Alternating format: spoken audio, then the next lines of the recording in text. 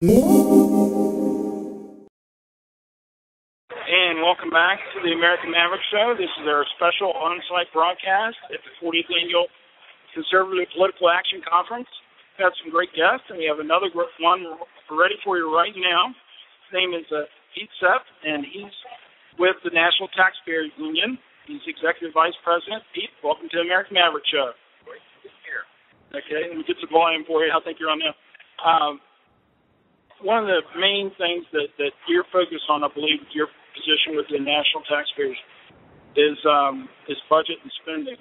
Tell us a little bit from your organization's point of view about sequester, and is it a good tool to use, or should we approach this from a much more clear-minded point of view?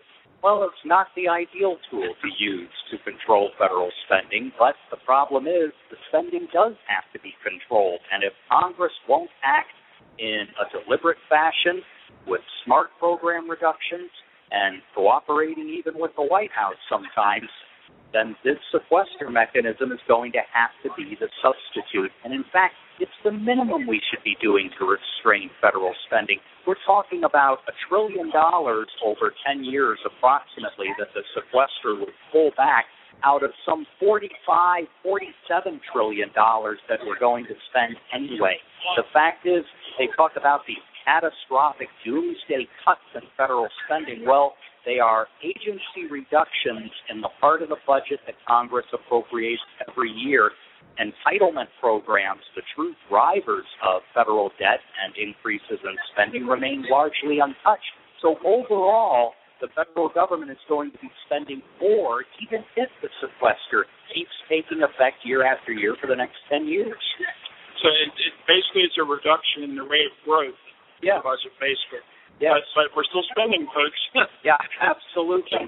And it's important to remember here that lawmakers don't want to spend less, of course, because it diminishes their political power, the ability to hand out favors to special interests. They do that through both the tax code and the spending side of the ledger. Here we have the spending side at play, and it even translates to Pentagon spending. The last thing we want to see Congress do is a sequester fix that either relies on higher taxes or tends to shift the spending reductions away from the Pentagon and have the entire thing go on the domestic side. Truth is, you've got to look at both sides. One other point I wanted to ask you about specifically is going back to sequester. What do you see the impact being all the way down the line to small business? Is it, in Virginia, we're from Charlotte to Central Virginia, defense cuts could have an impact, and it would trickle down to those who have businesses in Virginia. Well, that might happen to some small businesses who are well connected to larger ones as subcontractors on defense projects. The point is, Congress can manage those cuts much better if they were to do a deliberative approach. We need to have a wholesale reevaluation of our military strategy to figure out how much do we really need, but more importantly, what are those needs going to be in the future? Are we really going to fight 2 wars or plan on doing so in our strategy? Are we going to take advantage of the reduced need for ground forces? Are we finally going to pull more forces out of Europe? Why in the world are we defending those rich countries with our dollars? Exactly.